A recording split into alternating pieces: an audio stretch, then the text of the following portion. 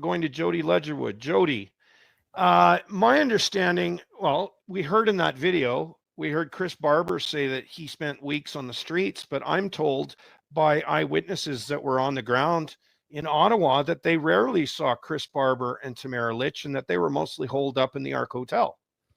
Can you speak to that, or? I can't speak to whether they're at the Ark as I was at the Swiss, but I do know that Tamara was jumping from hotel to hotel. She said her life was being threatened, so she had to hide to keep safe. And I was pretty pissed at that because I'd been in the movement for 2 years at that point in time and had received many death threats. And yet I was still out there doing my thing and helping where I could help as she was hiding in hotel rooms. And then she ended up at the Swiss Hotel. And I know I questioned why she was here and why was I feeding her. I was already feeding approximately 80 to 120 people every single day for lunch and dinner. So to watch my numbers go up exponentially and then have to try and budget food and figure out how many more people I needed to cook for coming in off the streets, I was not happy that I now had this other dish, and we actually instituted a plate law. And I know that sounds really crazy, but anybody who was on my list was able to get a plate, and they had to come to me to get a plate.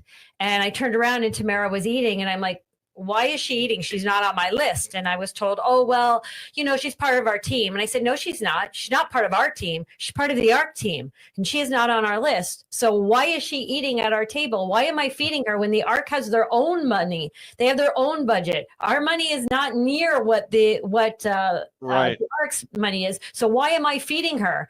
And I was told, well, we're kind of all on the same team. And, well, she's really afraid out there. So we're going to try and keep her safe here. And we've got to hold her up here where she can be safe.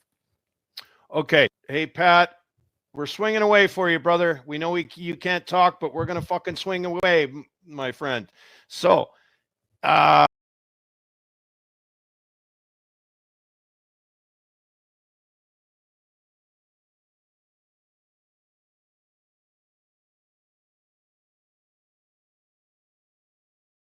you just watched that 10-minute display. What are your initial thoughts?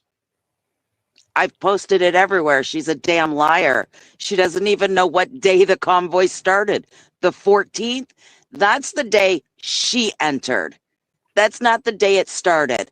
I have the message from Chris Barber on January 2nd where he agrees to work with me, where he agrees to the convoy, and where he also says, but convoys never work.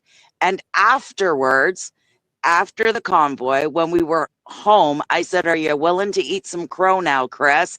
And he said, why? The convoy didn't work. So you want to be pissed off about something? This guy's raking in millions of dollars, and he doesn't even believe in what happened in Ottawa. Are you kidding me? These people are just bottom feeders. It's so cringe. I have never seen anything like it. After Convoy, I thought, did I just jump into like one of those conspiracy theory movies?